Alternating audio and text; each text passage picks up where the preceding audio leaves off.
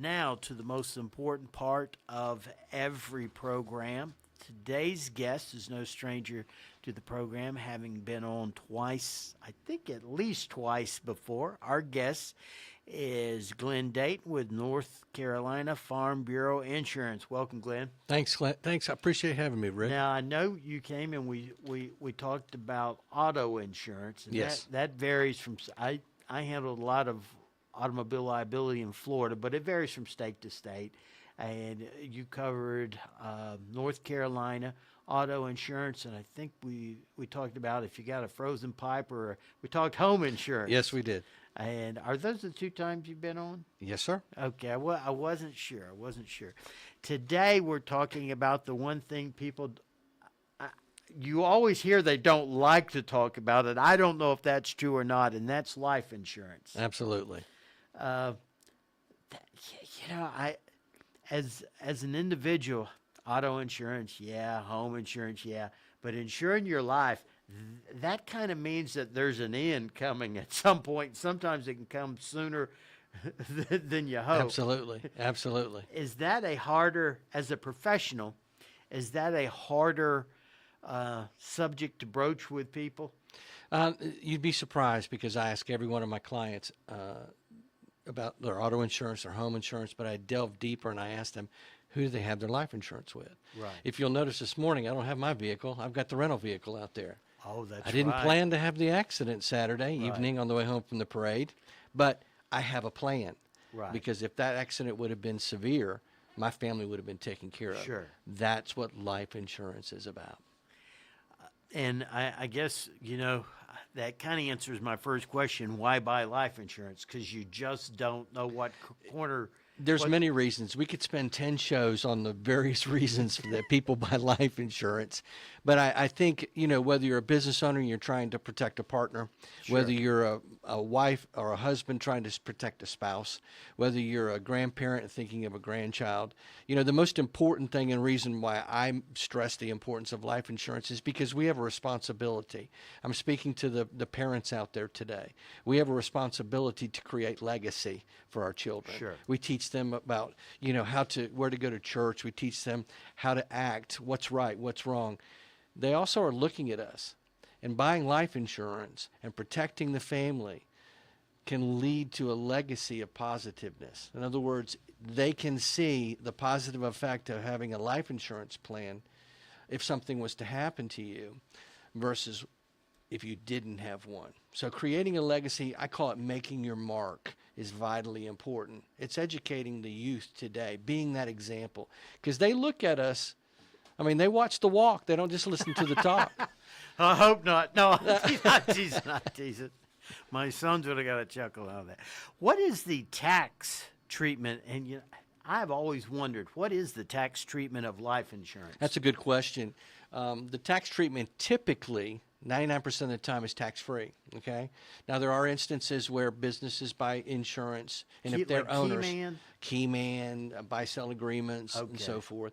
There are those contracts that, depending upon the way they're set up, and this is definitely a question for their CPA or accountant. Sure.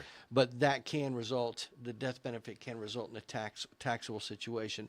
But most of the time, the family members, the people that are named as the beneficiaries, they receive the monies tax-free. I had one office one time. I was taking out a Keyman policy because I was kind of running everything, and if I died, they were in deep doo-doo. Absolutely, and that's important. The reason why we buy life insurance is to protect the ones that are behind, not the one that's passed away. Sure. And that need is there. That need is there in business. That need is there in families. That need is there in everyday walks. I'm sure I have a lot of these. What are some of the misconceptions in regards to life insurance? And I'm guessing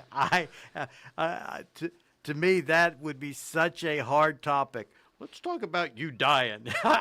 Well, the main misconception is, I can't afford it.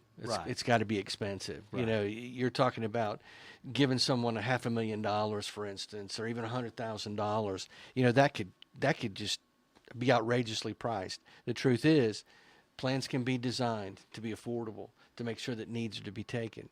And the old adage, something's better than nothing. Yeah, yeah, yeah. I got you.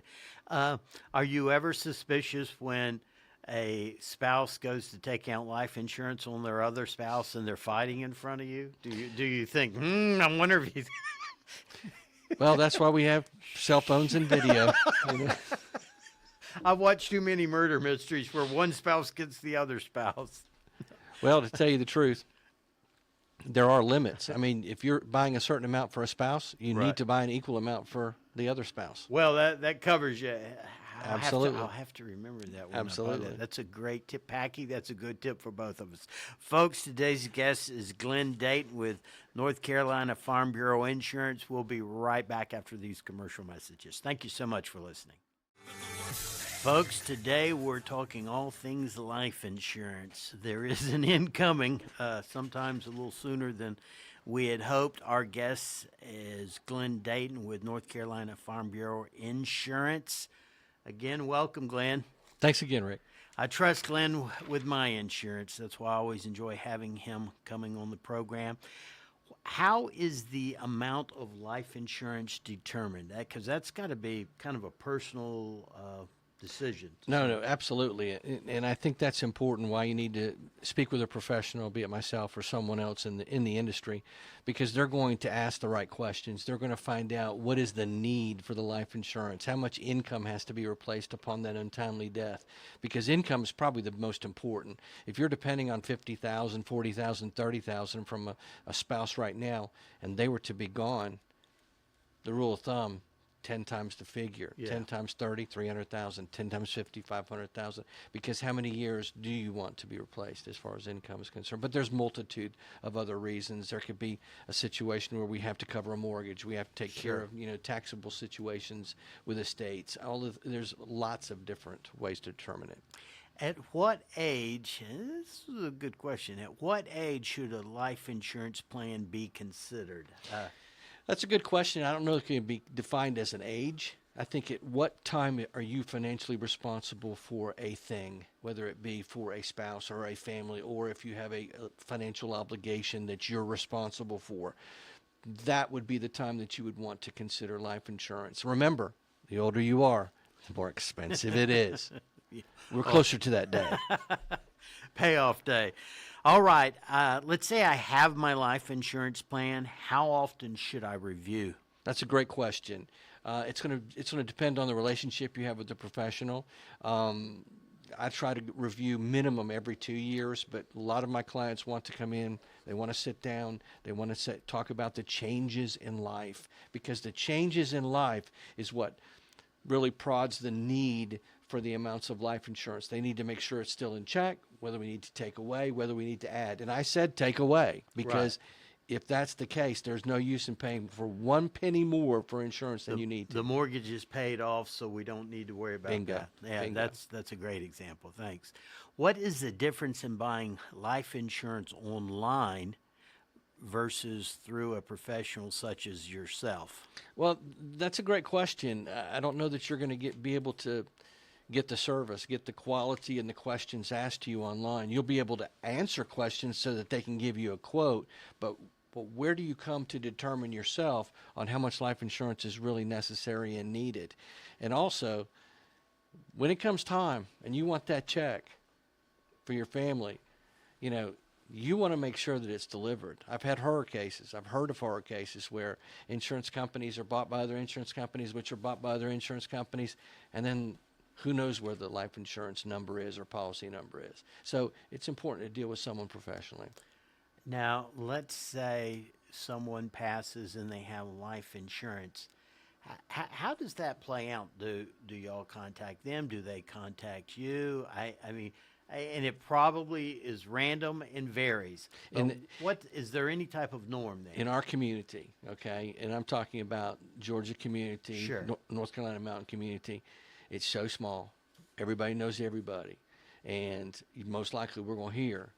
And if we don't hear, I'm going to urge my clients as soon as they, have an emergency to call me. Okay, What if especially in this they're situation. ghost? The beneficiaries. The beneficiaries. Yeah, please don't call me from the grave, please. Thank you. That was a great Twilight Zone episode. I think I remembered that was black and white. Yes, it was. I guess we're dating ourselves. We a are little dating bit. ourselves. Back to the subject. Okay.